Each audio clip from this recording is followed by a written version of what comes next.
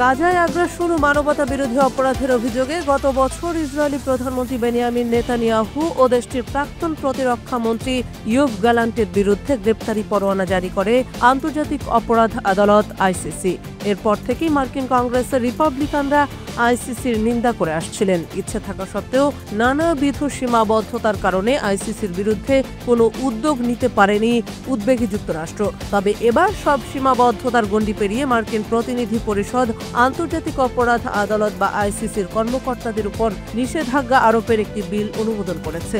Benjamin Netanyahu ও Yoav গ্যালান্টের বিরুদ্ধে জারি করা গ্রেপ্তারি পরোয়ানা থেকে তাদের রক্ষার লক্ষ্যে এই বিল পাশ করেছে মার্কিন প্রতিনিধি পরিষদ। ওই পরিষদে এই লক্ষ্যে অনুষ্ঠিত ভোটাভুটিতে পক্ষে 243 ও বিপক্ষে 140টি ভোট পড়ে। এই বিলের বক্তব্য তুলে ধরেন রিপাবলিকান প্রতিনিধি চিপ রয় ও ব্রায়ান মাস্ট। এই বিল এখন চূড়ান্তভাবে অনুমোদনের জন্য মার্কিন কংগ্রেসের উচ্চ কক্ষ সিনেটে পাঠানো হবে। সিনেটে রিপাবলিকান দলের কর্তৃত্ব ও নিয়ন্ত্রণ রয়েছে বর্তমানে, তাই ধারণা করা হচ্ছে ইসরায়েলি নেতাদের উপর জারি করা আইসিসির গ্রেপ্তারি পরোয়ানার বিরুদ্ধে সম্ভাব্য সবচেয়ে কঠোর ভাষায় নিন্দা জানানো হবে মার্কিন সিনেটে। মার্কিন প্রতিনিধি পরিষদ বা সিনেট দেশটির ও এর মিত্রদের মাধ্যমে সুরক্ষিত ব্যক্তিদের গ্রেফতার করা, তাদের আটক করা ও তাদের সম্পর্কে কোনো তদন্ত চালানোর তৎপরতায় জড়িত ব্যক্তিদের উপর নিষেধাজ্ঞা আরোপেরও উদ্যোগ নিচ্ছে বলে জানানো হয়েছে।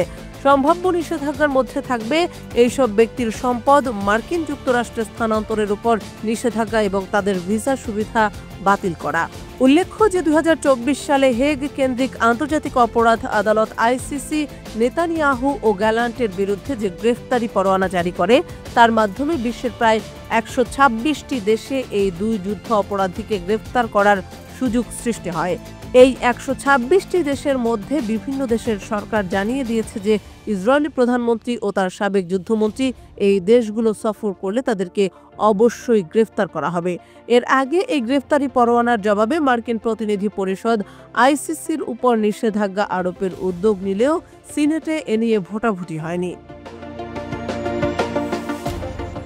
এদিকে মার্কিন জনপ্রতিনিধি ইলহান ওমর এই বিলের বিরুদ্ধে তীব্র প্রতিক্রিয়া দেখিয়েছেন।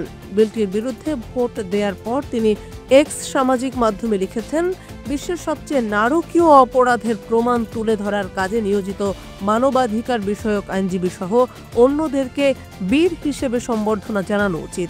তাদের শাস্তি দেওয়া উচিত নয়, যদিও যে যুদ্ধ অপরাধীদের তারা চিহ্নিত করেছেন তারা মার্কিন যুক্তরাষ্ট্রের মিত্র।